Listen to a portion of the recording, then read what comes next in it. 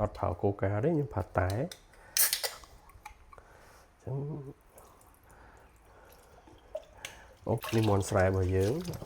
ហើយយើងមានលក់ដែរមាន់ស្រែនេះអញ្ចឹងបងប្អូនបើត្រូវការមាន់ស្រែដើម្បីយកទៅធ្វើម្ហូបយើងមានមាន់អញ្ចឹងថ្ងៃហ្នឹងខ្ញុំនឹងសាក់របងដុតមាន់ស្រែហ្នឹងយើងមានគល់ស្គ្រៃយើងមានប្រឡងបារាំងអញ្ចឹងនៅក្នុងសួនក្រោយផ្ទះរបស់ខ្ញុំនេះមានចក្រីហើយក៏មានម៉ាដេងដែរអូខេនេះយើងបានម៉ាដេងនេះហើយល្អ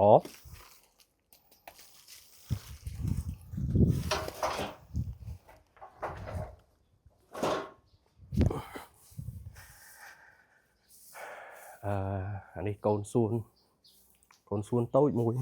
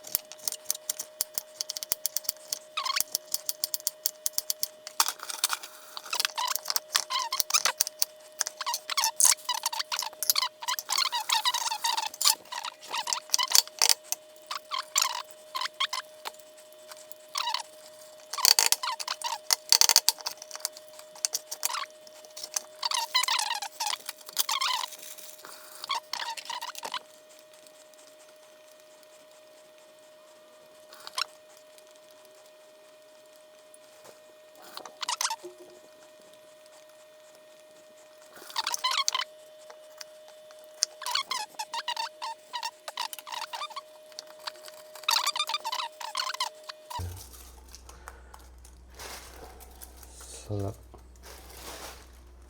ក្រូចច្រើន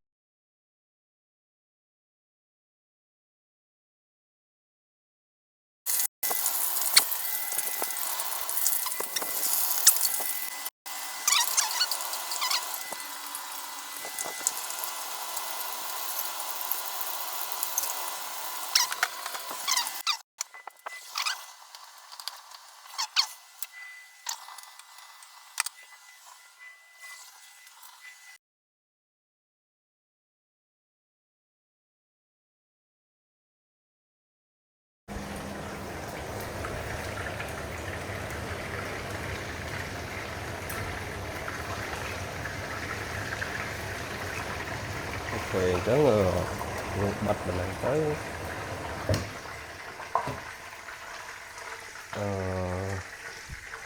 យើងដាក់វាឲ្យស្អាតទៅ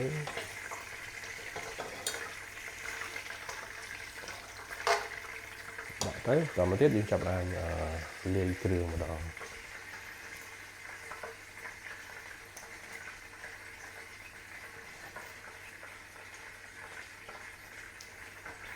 អញ្ចឹង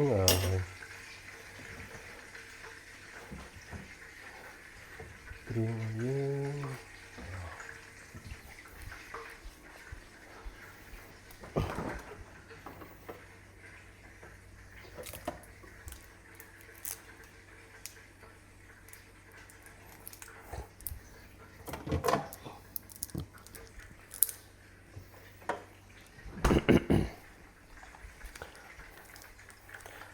យើងដាក់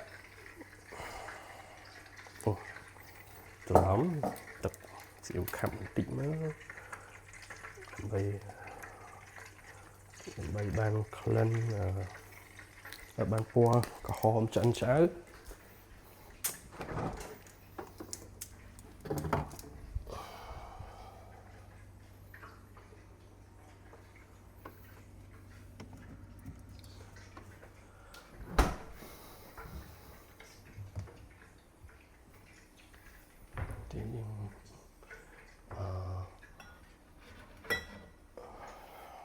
ប្រេងខ្យង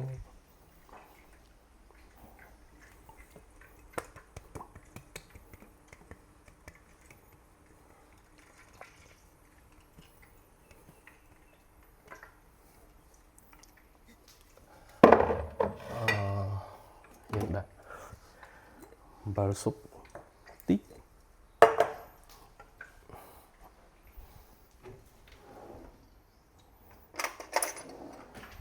ដាក់អំបិលស៊ុប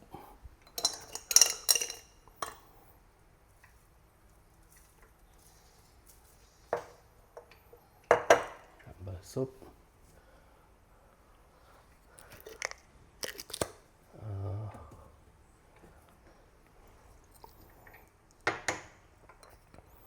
ដាក់ចេងតិចទៅ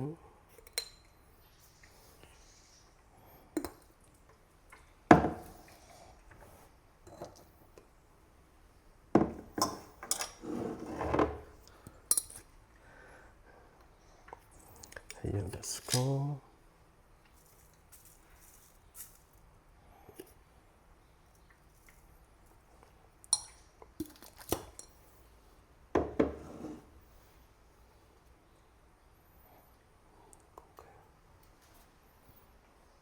ហើយបន្តមកទៀតខ្ញុំអត់ប្រើកូកាទេខ្ញុំប្រើតែអញ្ចឹងបងប្អូនចង់ដុតមួយអីអាចដាក់បានខ្ញុំប្រើប្រភេទតែនេះដើម្បីដុតចឹងសង្ឃឹមថារសជាតិនឹងឈ្ងុយឆ្ងាញ់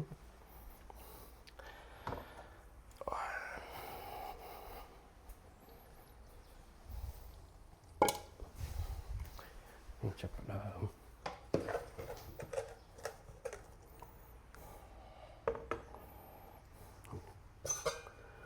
ក្របចឹងនឹងក្របបងប្អូនឃើញហើយមាន់យើងហើយមានសភាពបែបនេះយើងធ្វើការក្របហើយយើងធ្វើការកាច់ភ្លើង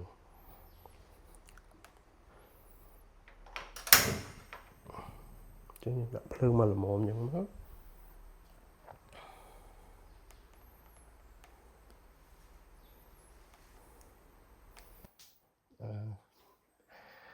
ដើម្បី